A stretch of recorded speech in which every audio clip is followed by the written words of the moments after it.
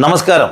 കേരള ഹൈക്കോടതിയിൽ ദേവസ്വം വകുപ്പിൻ്റെ special public പ്ലീഡറായിക്കൊണ്ട് Sabarimala സ്വർണ്ണക്കൊള്ള കേസിലെ പ്രതിയായിരിക്കുന്ന പങ്കജ് ഭണ്ഡാരിയുടെ സ്മാർട്ട് ക്രിയേഷൻസിൻ്റെ ഉടമ പങ്കജ് ഭണ്ഡാരിയുടെ പ്രതിഭാഗത്തുള്ള അല്ലെങ്കിൽ അതിൽ പ്രതിയായിരിക്കുന്ന SIT ചോദ്യം ചെയ്തുകൊണ്ട് പ്രതിസ്ഥാനത്ത് നിർത്തിയിരിക്കുന്ന പങ്കജ് ഭണ്ഡാരിയുടെ അഭിഭാഷകനായ KB പ്രദീപിനെ സ്പെഷ്യൽ പബ്ലിക് പ്ലീഡറായിക്കൊണ്ട് നിയമിച്ച വാർത്തയാണ് നമ്മൾ ചർച്ച ചെയ്തു വരുന്നത്.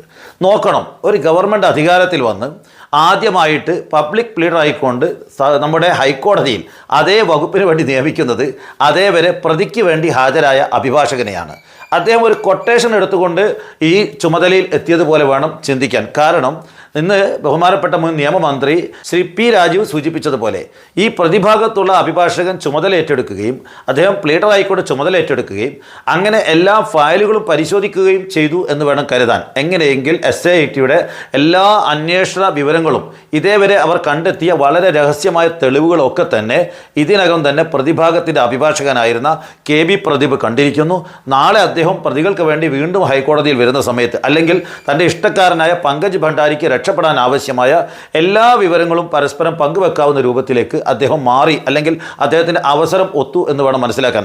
ഇതൊക്കെ നമ്മൾ പറയുന്ന സമയത്ത് നമുക്കറിയാം, കേരളത്തിലെ റിസൾട്ട് വരുന്നതിന് മുമ്പ് തന്നെ ഇവിടെ ഒരു മുൻകൂട്ടി പ്രവചനം നടത്തിക്കൊണ്ട് ശ്രീ VD സതീശന് ഇവിടെ റിസൾട്ട് വരുന്നതിന് മുമ്പ് തന്നെ സ്വകാര്യ ഹെലികോപ്റ്ററിൽ അദ്ദേഹം മാംഗ്ലൂരുവിൽ പോവുകയും അവിടെ NDAയുടെ നേതാവായ BM ഫാറൂഖിൻ്റെ വസതിയിൽ പോയി എന്നും അവിടെ വെച്ചുകൊണ്ട് അദാനിയുടെ ഏജൻറ്റുമായി സംസാരിച്ചു എന്നൊക്കെ തന്നെ വളരെ വലിയ വാർത്ത വരികയാണ്.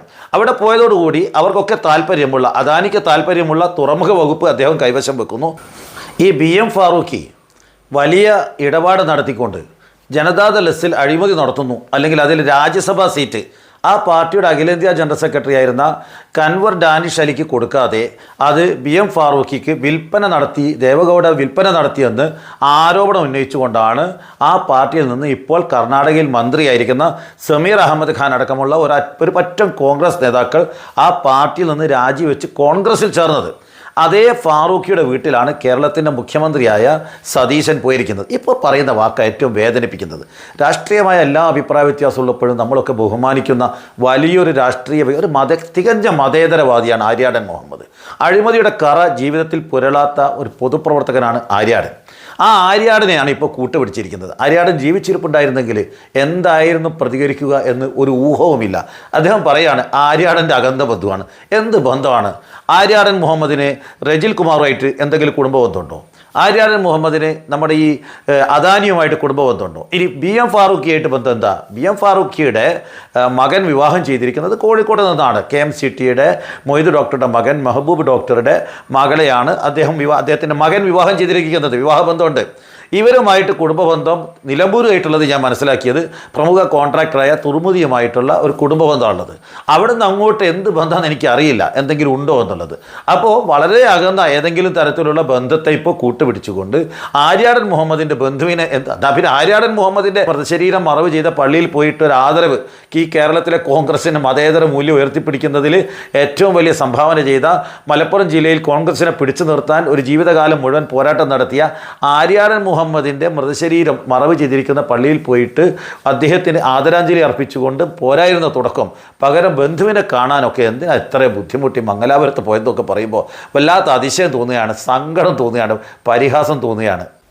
കേരളത്തിൻ്റെ മുഖ്യമന്ത്രി സ്ഥാനത്തേക്ക് കണ്ണുവെച്ചൊരു വ്യക്തിയെ വേണ്ട രൂപത്തിൽ സൽക്കരിച്ചുകൊണ്ട് അദ്ദേഹത്തിൻ്റെ വീട്ടിൽ വെച്ചുകൊണ്ട് അദാനി പ്രതിനിധിയുമായി സംസാരിക്കുന്നു. അതേപോലെ തന്നെ അദ്ദേഹം സംസാരിക്കുന്നു. ആ ചർച്ചകൾക്കൊടുവിൽ ഇവിടെ കേരളത്തിൻ്റെ മുഖ്യമന്ത്രിയായപ്പോൾ സതീശൻ നമുക്കറിയാം അദ്ദേഹത്തിൻ്റെ ധനകാര്യ വകുപ്പ് മന്ത്രി എന്നും അതേപോലെ തന്നെ പൊതുഭരണ വകുപ്പ്, കേരളത്തിൻ്റെ മുഖ്യമന്ത്രി എന്നീ നിലകളിലൊക്കെ തന്നെ ഭാരിച്ച ജോലി ഉണ്ടായിരിക്കുമ്പോഴാണ് അദ്ദേഹം വളരെ തന്ത്രപ്രധാനമായ തുറമുഖ വകുപ്പും നിയമവകുപ്പും കൈവശം വെച്ചിരിക്കുന്നത്. തുറമുഖ വകുപ്പ് നമുക്കറിയാം അദാനി താല്പര്യം കൂടെ അതിൻ്റെ പുറകിൽ ഉണ്ടാവണം എന്നാണ് ഞാൻ മനസ്സിലാക്കുന്നത്. ഇപ്പോഴാണ് മനസ്സിലാവുന്നത് നിയമവകുപ്പ് എന്തിനാണ് കൈകാര്യം ചെയ്യുന്നതെന്ന്.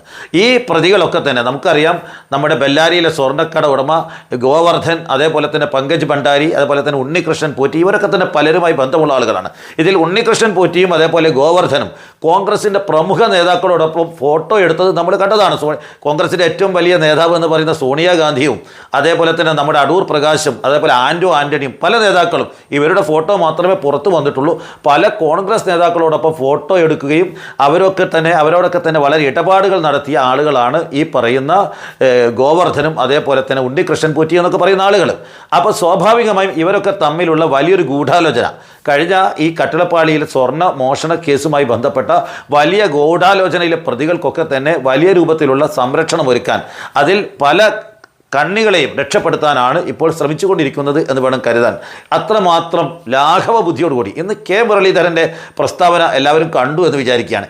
എനിക്ക് ഒന്നും അറിയില്ല എന്നാണ് അദ്ദേഹം പറയുന്നത്. എന്താ അറിയില്ല എന്നാണ് അദ്ദേഹം ശുപാർശ ചെയ്യാതെ, അദ്ദേഹം പറയാതെ കേരളത്തിലെ ദേവസ്വം വകുപ്പിൻ്റെ സ്പെഷ്യൽ പ്ലീഡറുടെ നിയമനം കേരളത്തിൻ്റെ മന്ത്രിസഭയിലേക്ക് പോയിട്ടുണ്ടെങ്കിൽ മുരളീധരൻ ആ പണിക്ക് കൊള്ളില്ല എന്നും രാജിവെക്കണം എന്നുമാണ് പറയാനുള്ളത്.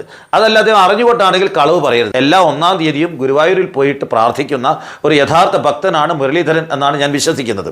അത് സത്യസന്ധമായിട്ടാണ് കാര്യങ്ങൾ ചെയ്യുന്നതെങ്കിൽ സത്യം പറയണം. അങ്ങ് അറിഞ്ഞുകൊണ്ടാണോ ഈ ഫയൽ പോയത് എങ്കിൽ അതിന് ഉത്തരം പറയണം.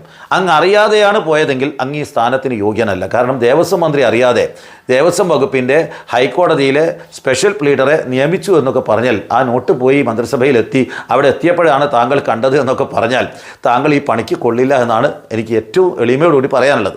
അതുകൊണ്ട് ഇതൊക്കെ വലിയ ഗൂഢാലോചനയാണ്.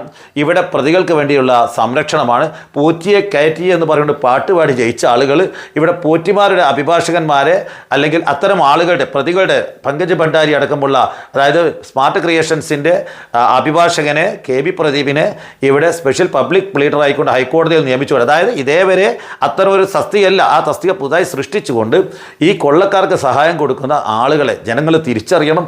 ഇതൊക്കെ മനസ്സിലാക്കാനുള്ള ബുദ്ധി ആളുകൾക്ക് ഉണ്ടാകുമെന്നാണ് ഞാൻ വിശ്വസിക്കുന്നത്. ഏതായാലും ഇനിയും എത്ര കാലം ഇതൊക്കെ സഹിക്കേണ്ടി വരും എന്നുള്ളത് ഓർക്കാൻ വയ്യ. പക്ഷേ ജനങ്ങൾ സഹിച്ചേ പറ്റുള്ളൂ. കാരണം എല്ലാം മറന്നുകൊണ്ട് ഒരു മാറ്റത്തിന് വോട്ട് ചെയ്തവർ ആ ചേഞ്ച് ആസ്വദിക്കുക. മറ്റൊരു മാർഗവുമില്ല. നന്ദി, നമസ്കാരം.